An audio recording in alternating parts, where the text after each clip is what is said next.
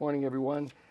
It's Friday at City Hall, and as I do each week, try to give you some information about the things that have happened in the week that we are ending, and some information about some of the things you can expect in the week ahead. I want to start out with some great news about our local hockey team, the Niagara Falls Buffaloes.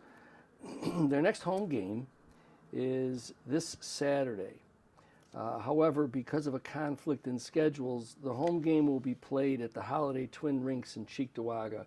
Again, you can go to their site, NiagaraFallsBuffaloes.com, as well as the city's Facebook page to find out about tickets and your ability to get out there and see them.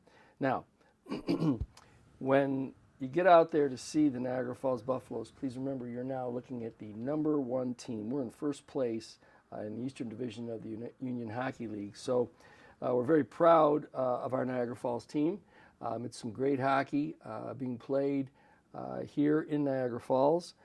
So please get out to support our local team. Congratulations to the Niagara Falls Buffaloes for all of their effort. So let's get out and show some support for our local semi-pro hockey team. Some more exciting news with the Buffaloes. The City of Niagara Falls has been selected to host the Union Hockey League's All-Star Game. The All-Star Game will be on the weekend of May 4th and 5th, as the best players in the Union Hockey League will face one another, the Eastern Division versus the Western Division. We don't have ticket information quite yet, but as soon as we do, we'll make sure we get that out to you, not only by text alert, but on our city's Facebook page, and of course, the Niagara Falls Buffaloes Facebook page will have information as well. So let's get out there. We know that up in this area, Niagara Falls, many of the residents enjoy hockey. So get out there. Let's support our Niagara Falls Buffaloes hockey team, number one in the Eastern Division. And in May, we'll be hosting the best of the Union Hockey League in their All-Star Game. The calendar keeps clicking toward April 8th, which is sort of this once-in-a-lifetime opportunity to experience a total eclipse of the sun. So there's 45 days between now and that date. April 4th, we'll begin exhibits and presentations as NASA will be in town to provide information, not only about the eclipse, but about a number of things that'll be of interest to those who want to get out and see and hear more about NASA's presentations. And you can find additional information about this at NiagaraFallsUSA.com/2024 solar eclipse. So NiagaraFallsUSA.com/2024 solar eclipse. Please make sure you get over there and take a look at some of the things that will be happening. It's also a pretty exciting. It'll be a pretty exciting weekend. Yesterday, I had the chance to go to the Bond School and read a book to the young students. It was a book called I Am Amazing. This is in keeping with Black History Month. It was a great book, really about how sometimes people think that superheroes are just these people that you see, in comic books or in movies. But the story was really about how every one of us can be a superhero just by providing that kind of support to friends and family, to those people who are out there looking as though they could use a friend. And so it was a great time to be with the students. They were very receptive. We had a few laughs when we started talking about the things that we all like. So it was a great opportunity. I appreciate the administration and staff at Bond Primary for giving me a chance to join them. It was really enjoyable. I had the chance to go back to Niagara County Community College this past week. I graduated from that school in 1979, and this week Community College was branded anew. It is now the State University of New York, Niagara, SUNY Niagara. It's a great school. It's a good opportunity for those who may not necessarily know and this was the situation I was in, if you don't really know where you want to be, if college is what you really want to get into, it's a great place to start. Some people aren't going to go to college. They already have a plan for themselves, whether it's the military, the workforce. But for those who are interested in advancing their education, community college, SUNY Niagara, is a great place to start.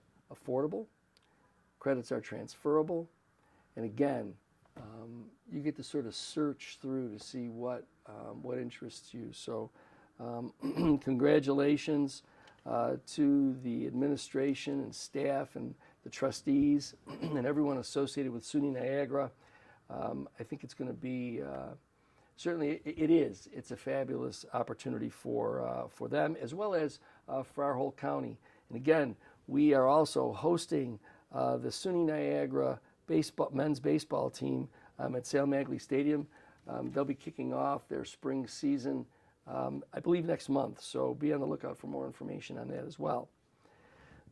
As you know, over the course of the last few weeks, we've been asking for people to provide us with their memories of our old convention center. We are moving quickly to try to recapture that in the construction of a new multi-purpose event center that'll help bring back some of these great events that we used to enjoy. And so we have a few others that were sent in.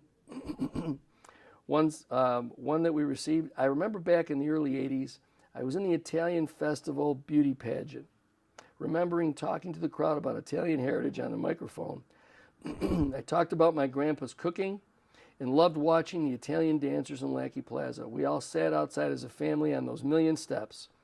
There was an Italian lemon ice stand downstairs, and the first time I ever tasted it on that hot day. I came in fourth place. A girl beat me, and she was truly beautiful. I wish I could find the Polaroid pictures of those days. Great memory for me, good old days.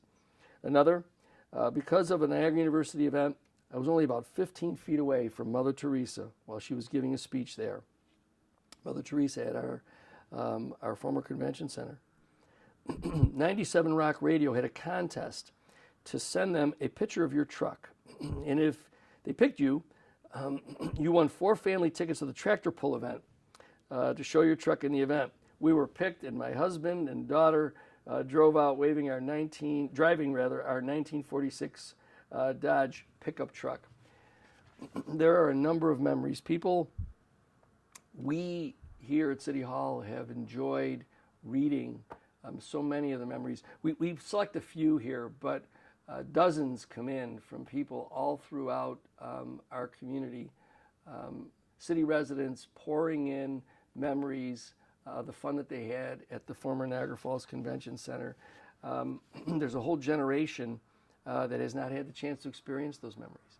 And so what this administration would like to do is bring that opportunity back, whether it's hockey, basketball, sports, shows, entertainment, events, concerts, so many things that we used to enjoy downtown. And we'll continue to work toward that, again, to bring a new generation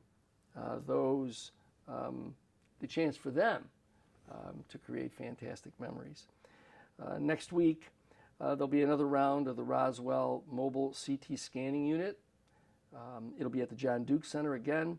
The scanning unit will be there next week from February 27th to February 29th from 8 a.m. to 5 p.m. You have to go to the Roswell Park website to do an assessment, and then you can set up an appointment. So please do that if you want to check out to see whether or not you're able to utilize the Roswell Park Mobile CT Scanning Unit. We thank Roswell, by the way, for also including Niagara Falls in the use of this mobile unit.